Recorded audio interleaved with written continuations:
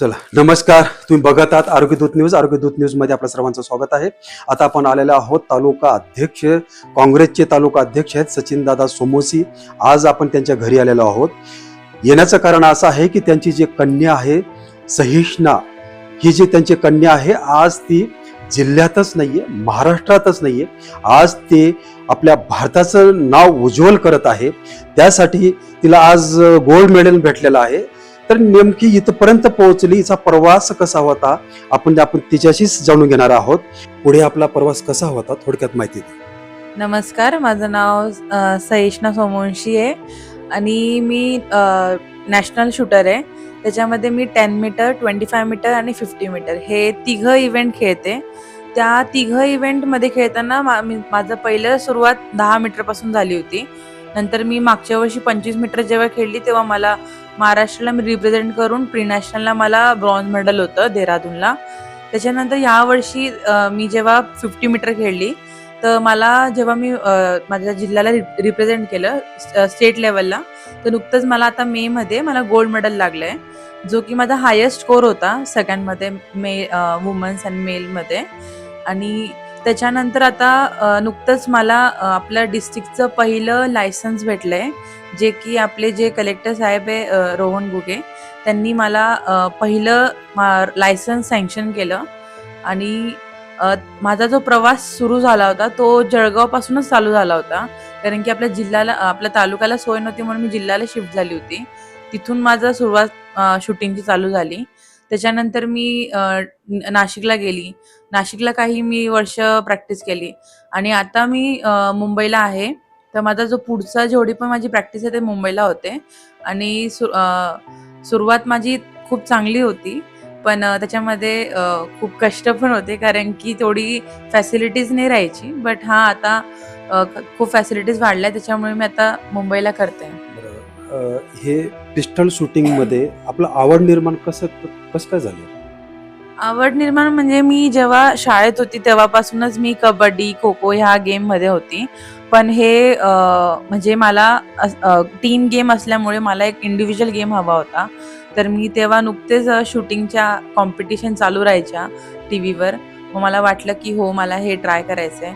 घरच्यांना सांगितलं आणि घरच्यांचा माझा पहिल्यापासूनच खूप चांगला मला सपोर्ट आहे, की ते मला कधीच कोणत्या गोष्टीसाठी नाही नाही म्हणत. बरं, राष्ट्रीय स्तरापर्यंत जाण्यासाठी असा कठीण प्रवास आपला म्हणजे असं किती होता कठीण प्रवास असा? कठीण म्हणजे खूप, कारण की पहिले तर फॅसिलिटीज खूप कमी आहे, कारण की शूटिंग हा ॲज अ गेम आहे, हा तुम्हाला प्रॉपर एक सेफ्टी गायडन्समध्ये खेळला जातो. मग त्याच्यासाठी तुम्हाला एक शूटिंग रेंज लागते, तुम्हाला अंडर ऑब्झर्वेशन प्रॉपर कोचेस लागतात. तर आणि त्या सगळ्या फॅसिलिटीज खूप कमी ठिकाणी प्रोव्हाइड होता. मग त्याच्यासाठी तिथे जाणं, ते करणं आणि पहिला मुद्दा घर सोडून लांब राहणं आणि त्या जागे ते खूप कठीण राहतं, कारण की कधी कधी मॅचेस खूप लांब येतात. तिथं दरवेळेस पॅरेंट्स सोबत नाही राहू शकत, एकटं फिरावं लागतं.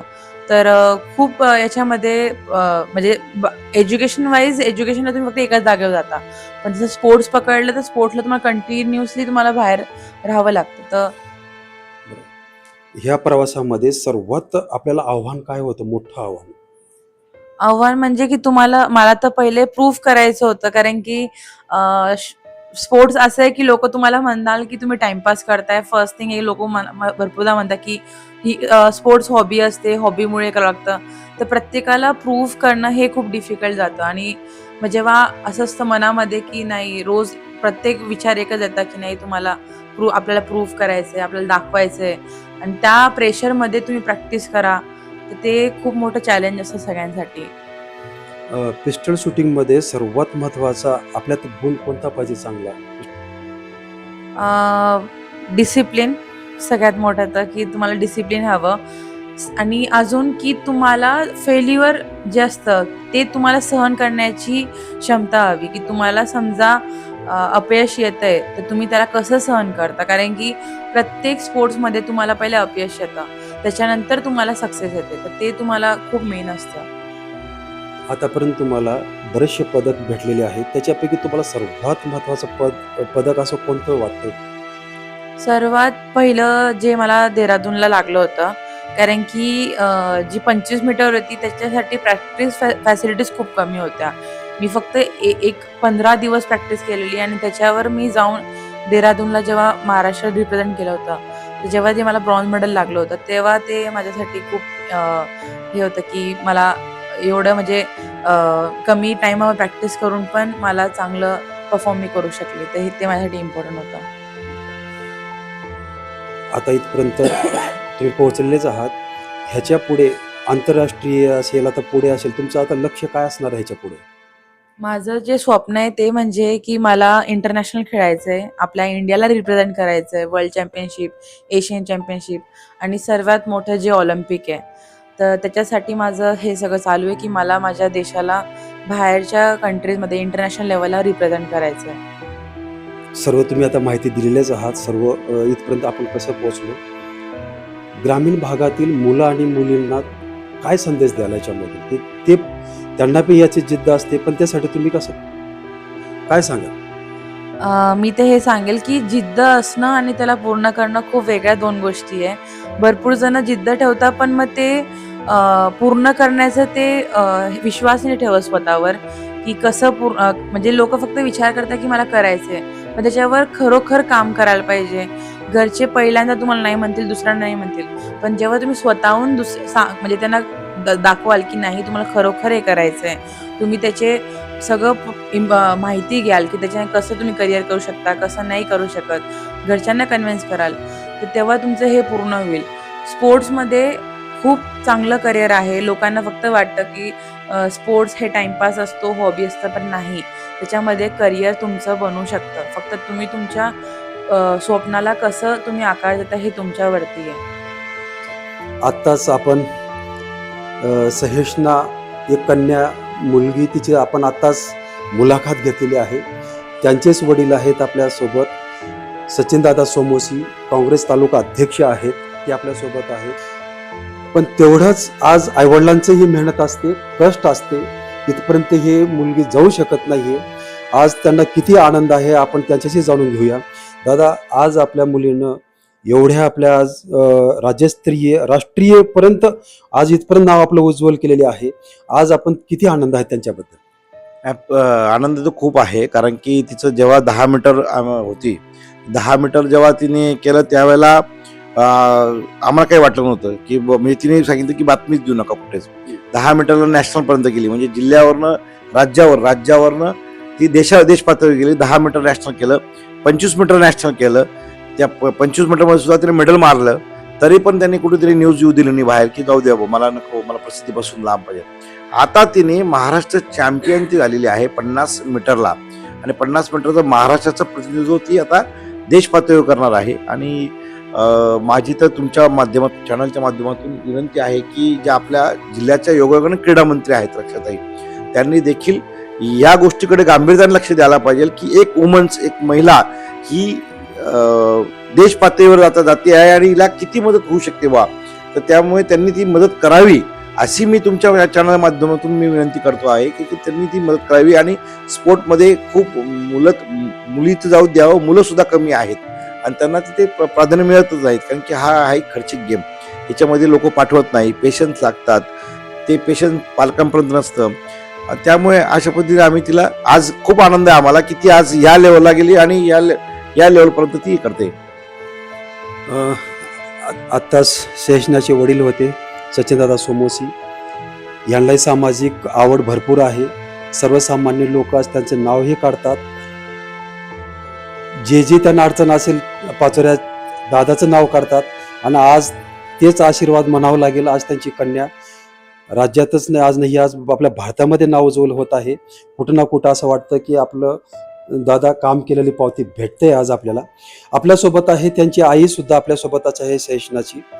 आज आपली मुलगी एवढ्या पूर्ण भारतातच नाव करते आहे, आपल्या राज्यातच नाहीये, भारतात नाव करते. आज गोल्ड मेडल त्यांना भेटलेलं आहे. तर किती आनंद आहात आपण आज मुलीसाठी? आपल्या 100% आनंदित आहेच मी. पण त्यात काय होतं ना, बऱ्याचदा म्हणजे ती स्वतः, तिचा विश्वास होता स्वतःवर की मी याच्यात नक्कीच 100% करेल. कारण तिने आम्हाला 9वी पासूनच सांगितलं होतं. आम्ही 9वी पासून तिची होमस्कूलिंग सुरू केली होती आणि तिच्यात मग तिला आम्ही वेळ दिला होता की तू तुझ्या स्वतःच्या वेगवेगळ्या क्षेत्रामध्ये जा, तू बघ, असं म्हणून एक्सप्लोर कर. कारण तिला फार इंटरेस्ट होता पहिल्यापासून मैदानी खेळांमध्ये, इतर खेळांमध्ये. तिने वेगवेगळे खेळ तिने केले आणि त्यात ती अव्वल पण होती. पण तिला तो एक जो स्पार्क म्हणतो ना, तो तिला येत नव्हता, जो तिला शूटिंगमध्ये आला. मग ती रायफल नंतर पिस्टलमध्ये गेली आणि जो तिने डिसिजन घेतला होता, त्या डिसिजनवर ती पूर्णपणे ठाम राहिली. तिचे स्वतःचे तिच्यामध्ये भरपूर पेशन्स आहेत, प्रॅक्टिस आहे, जे धैर्य तिच्या स्वतःमध्ये पण आहे. तर मग त्याच्यानंतर तिला त्याचं यश पण मिळत गेलं आणि आज मला तर म्हणजे पूर्णपणे कॉन्फिडन्स आहे, तिने जे जे ठरवलंय ते सगळं ती करणारच आहे असं म्हणून. तिच्यात जर पालक म्हटलं तर फक्त आमच्याकडून एवढंच होतं की आम्हाला फक्त तिला धीर द्यायचा होता. असं बाकीची बऱ्यापैकी पालक म्हणून तिने जबाबदारी स्वतःच घेतली होती. बरेचसे कागदपत्र असतात, त्यांचे फॉर्म्स वर्क्स असतात, कारण यांचे जे वेपन्स म्हणा, ह्या सगळ्या ज्या गोष्टीच असतात, या सगळ्या एक तर बाहेरून इम्पोर्ट होऊन येतात. दुसरी गोष्ट, बरेचसे तिचे जे वेपन्सचे छोटे छोटे मोठे जे पार्ट असतात, तर ते पण असं जवळ पुणे किंवा मुंबई वगैरे अशा शहरांमध्ये ते काही दुरुस्त होत नाही. त्याच्याकरता आपण दिल्ली जावं लागतं आणि हे सगळी कामं ती स्वतः करत असते. तिने आम्हाला असं कधी कंप्लेंट नाही केली की पप्पा मला जायचंय, दिल्लीला जायचंय, मला हे करायचंय. ती स्वतः जाते, स्वतः सगळं करून येते. तिचे पेपर्स वर्क्स असतील, लिगल पेपर वर्क्स असतील, तर ते सुद्धा ती स्वतः सगळं करते.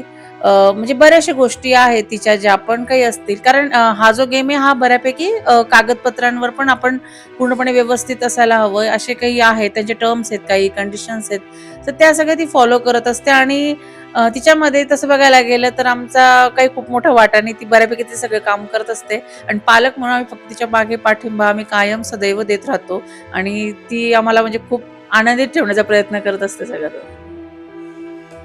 हे होते आपले सहिष्णा यांचे हे दोन्ही आई वडील आहेत. आज दादा बरेचसे आज मुली आहेत, मुलं आहेत, पण जास्तीत जास्त कोणी मुलींना बाहेर पाठवत नाहीये. की जे आई वडील विचार करतात की मुलींना बाहेर पाठवायचं नाहीये, मुलींना घरात ठेवलं पाहिजे, घरातच, असं एक संकुचित विचार असतात. आज तुमच्याकडे जर बघितलं तर आज आपली मुलगी एवढ्या मोठ्या म्हणजे आज भारताचं नाव उज्ज्वल करते ते आज. तर ह्याचं मोठं उदाहरण आहे. आज त्या सहिष्णाकडे बघून तरी आज त्यांनी सुधारलं पाहिजे असं मला वाटतं. पण अशा आई वडिलांना तुम्ही काय सांगा? विशेष म्हणजे नेहमी लोक मुलगा आणि मुलगीमध्ये भेदभाव करतात. मुलाला इंग्लिश स्कूलमध्ये टाकतील तर मुलगीला मराठी स्कूलमध्ये टाकतील आणि नेहमी तिला दुय्यम स्थान देण्याचा प्रयत्न करतात. आणि मुलगी अशी आहे की तिचं तुमचं नाव रोशन करते. आणि विशेष सहिष्णाच्या बाबतीमध्ये सांगतो मी तुम्हाला की ज्यावेळेला वयाच्या 17व्या वर्षी ज्यावेळेला ती निमास या संस्थेच्या बाबतीत जे व्हाईट रिव्हर रॉकच्या नावाचा गेम ज्यावेळेला खेळायला तिथे म्हणजे प्रशिक्षण घ्यायला तिथे खडतर प्रशिक्षण आहे तिथे गेली होती. आणि जेव्हा तिचा फॉर्म भरला गेला आणि तेव्हा तिला विचारण्यात आलं की तुम्ही किती मुलं आहेत बा, आणि तू इतक्या तरुण सर्वात कमी वयाची मुलगी इथपर्यंत आलेली आहे, तर तुझ्या आई वडिलांना काही वाटलं नाही का बा, त्यांनी कसं काय पाठवलं तुला एवढे? तेव्हा तिने सांगितलं म्हणजे तो जो प्रसंग आहे आमच्यासाठी तो खूप मोठा होता तो. परंतु तिला ती पहिला प्रसंग आणि तिने ते सुद्धा भारतामधला एक इतिहास बनवला आहे की जळगाव जिल्ह्याचं नाव तिने भारताच्या नकाशावर कोरलं गेलं की ते रेकॉर्ड केलं गेलं की ती कमी वयामध्ये तिने तो केला. दुसरं तिने ज्यावेळेला आज माझ्या मुलीमुळे जिल्हाधिकारी सारखे डॉक्टर रोहन घुगे त्यांनी एका दिवसामध्ये तिची पिस्टलचं लायसन्सचा त्याच दिवशी हिअरिंग केली. त्याच दिवशी तिला त्रास व्हायला नको पाहिजे, राष्ट्रीय खेळाडू आहे, तिला त्रास व्हायला नको पाहिजे म्हणून त्याच दिवशी त्यांनी हिअरिंग केली आणि त्याच दिवशी त्यांनी क्लोज केलं आणि त्या दिवशी ऑर्डर इश्यू केली. आणि त्या दिवशी तिने साहेबांनी ज्यावेळेला ते स्टँडिंग झाले आणि तिला सांगितलं की जळगाव जिल्ह्याचं नाव तू भारताच्या नकाशावर पुन्हा एक वेळेस इतिहास कर.